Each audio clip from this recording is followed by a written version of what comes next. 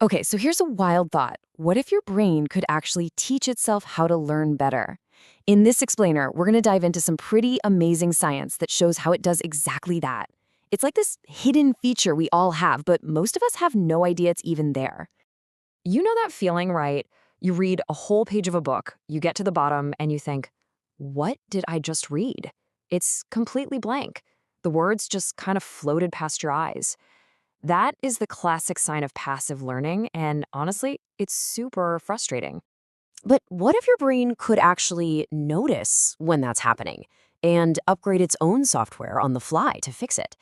It sounds like something out of a sci fi movie, I know, but it's a totally real thing, and it all starts with a surprisingly simple memory trick. So, where do we even begin with this? Well, it all kicks off with this really powerful idea from memory research, and it's called the generation effect. The concept here is actually super simple. Basically, you remember stuff way better when you have to actively produce the information yourself instead of just passively reading or hearing it. So, when you put in a little bit of effort, your memory gets a whole lot stronger. It's that simple. And this is a perfect example of what I'm talking about. So, on one side, you just read the word kitten. No big deal, right? But on the other side, you have to figure it out from a fragment, KTN. That little bit of extra brain power you use, that's the magic. It forces you to engage on a deeper level, and that creates a much more solid memory. Okay, so this whole idea leads us to this really clever experiment. It came out of the Bjork Learning and Forgetting Lab, and they had a fascinating question. They didn't just want to know what happens while you're experiencing this effect, they wanted to know what happens after. So in the first part of the study, they had people go through a paragraph. For some words, they just read them. For others, they had to generate them from those fragments we talked about.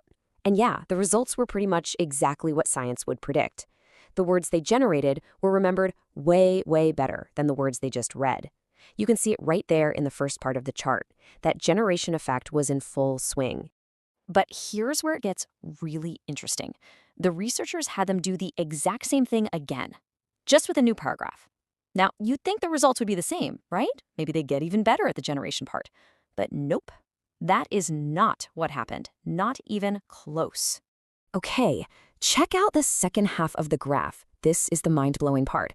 Their memory for the generated words, it stayed pretty much the same, but their memory for the words they just read, it skyrocketed. It jumped right up to the same level, completely wiping out the advantage. Think about that. They didn't get worse at the hard task. Their brains just spontaneously got amazing at the easy one. And this is exactly what the researchers pointed out. They said that just by experiencing how much better it was to actively generate something, the participants' brains kind of figured it out for themselves. They learned, on their own, how to make regular old reading more effective. The brain literally learned how to learn.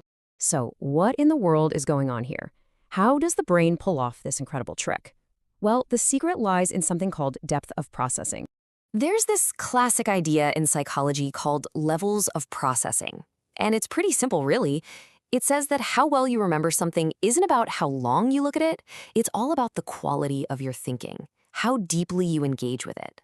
So imagine it like this. Shallow processing is like just noticing the font a word is written in. You're barely scratching the surface. But deep processing, that's when you think about the word's meaning. What does it represent? What does it make you think of? That focus on meaning is what really locks it into your memory. The generation task forced people to use deep processing, and then their brains just started doing it automatically, even for the words they were just reading. It's amazing. And we can actually see this happening inside the brain. When you do this deep processing, you're lighting up the parts of your brain that handle meaning and memory formation. It's not just like taking a picture of the new information, it's more like your brain is a master weaver, taking that new thread of information and weaving it into the giant, beautiful tapestry of everything you already know. That's what makes the memory so rich and strong. Okay, so this is all super cool science, but what's the bottom line? How can we actually use this incredible insight to become better learners ourselves? Honestly, the key takeaway here is just so empowering. Your brain isn't some static thing. It's a learning machine that's constantly adapting. And if you give it the chance to feel what effective learning is like, to experience that aha moment of deep processing, it can actually start to adopt those better strategies all on its own. So how do you trigger this?